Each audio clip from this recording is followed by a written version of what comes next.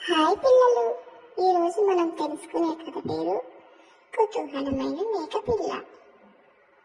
అనగనగా రామయ్య అనే వ్యక్తి తన భార్య సీతమ్మతో కలిసి వెంకయ్యపాలెం అనే గ్రామంలో నివసిస్తున్నారు. రామయ్య ప్రతిరోజు తమ మేకల మందను అడవికి తీసుకువస్తూ తమ జీవనాన్ని కొనసాగిస్తున్నారు. ఆ మేకల మందలో ఒక మేక తల్లికి చిన్న మేకపిల్ల పుట్టింది.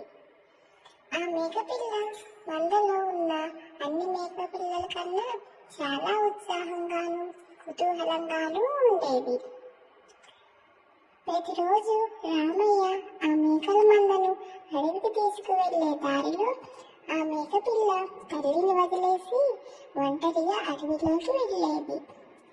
కొన్ని రోజుల తర్వాత ఆ విషయం గమనించిన తల్లి మేక పిల్ల మేకతో ఇలా అని అన్నది: చిట్టి తల్లి, నువ్వు ప్రతిరోజు అడవిలోకి ఒంటరిగా వెళ్ళడం గమనించాను.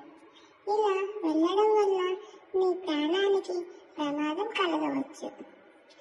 ఎందుకంటే అడవిలో చూడటానికి రకరకాల పక్షులు, రకరకాల చెట్లు ఉన్నా కానీ అడవిలో విషపూరితమైన సర్పాలు, ప్రమాదకరమైన జంతువులు కూడా ఉంటాయి. వాటి వల్ల నీకు హాని కలగవచ్చు అని మేకపిల్లని మేక తల్లి హెచ్చరించింది. కానీ పిల్ల మేక తన మనసులో ఇలా అనుకున్నది: నేను ప్రతిరోజు అడవిలోకి వెళ్ళి అక్కడ ఉన్న అందాలను, వింతలను, విశేషాలను చూసి వస్తూ ఉండేదానిని. కానీ నాకు ఏ రోజు ఎటువంటి ప్రమాదం జరగలేదు. అది మనసులో అనుకొని అమ్మ చెప్పిన మాటలను పట్టించుకోలేదు. తర్వాత రోజు యథావిధిగా అడవిలోకి ఒంటరిగా వెళ్ళిన పిల్ల మేక అక్కడ ఉన్న సరస్సులో మంచినీళ్ళు త్రాగుతున్న సమయంలో అక్కడికి అనుకోకుండా బాగా ఆకలితో ఉన్న ఒక సింహం ఆహారం కోసం వెతుకుతూ ఉన్న సమయంలో ఆ మేకపిల్లను చూసి అక్కడికి వచ్చింది. ఆ సింహాన్ని చూసి ఆ మేకపిల్ల చాలా భయపడుతూ ఉంది. ఆ సమయంలో సింహం పిల్ల మేకతో ఇలా అన్నది: నేను చాలా ఆకలిగా ఉన్నాను. ఈ రోజు నిన్ను నేను చంపి నా ఆకలిని తీర్చుకుంటాను. పిల్ల మేక తన ప్రాణాన్ని ఎలా కాపాడుకోవాలి అని ఆలోచిస్తున్న సమయంలో సింహం ఒక్కసారిగా పిల్ల మేక పైకి పంజాని విసిరింది. ఆ దెబ్బకి పిల్ల మేక చాలా దూరంలో పడింది. అంతలో పిల్ల మేకకి వెతుక్కుంటూ అక్కడికి వచ్చిన తల్లి మేక ఇది గమనించింది. అప్పుడు పిల్ల మేక దగ్గరకు వచ్చి ఆ తల్లి మేక చాలా బాధపడింది. ఎందుకంటే పిల్ల మేకకు చిన్నగా గాయాలు తగిలి బాధపడుతుంది.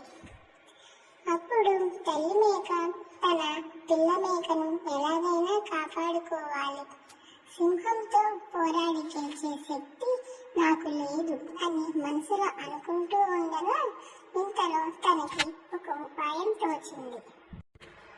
ఓ సింహం రాజా, నువ్వు చాలా తెలివైన వాడివి అని ఈ అడవిలో ఉన్న అన్ని జంతువులకి తెలుసు.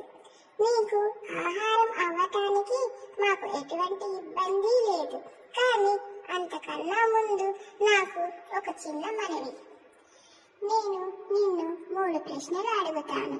అందులో ఒక్క ప్రశ్నకు జవాబు చెప్పినా మీరు నన్ను మరియు నా బిడ్డని ఆహారంగా తీసుకోవచ్చు అని సింహం రాజాతో తల్లి మేక చెప్పింది. అది విన్న సింహం ఒక ప్రశ్నకు జవాబు చెబితే తల్లిని, బిడ్డని ఇద్దరిని ఆహారముగా తీసుకోవచ్చు అని మనసులో అనుకొని సరే 3 ప్రశ్నలు అడగమని తల్లి మేకకు చెప్పింది. అప్పుడు తల్లి మేక మొదటి ప్రశ్న ఇలా అడుగుతుంది: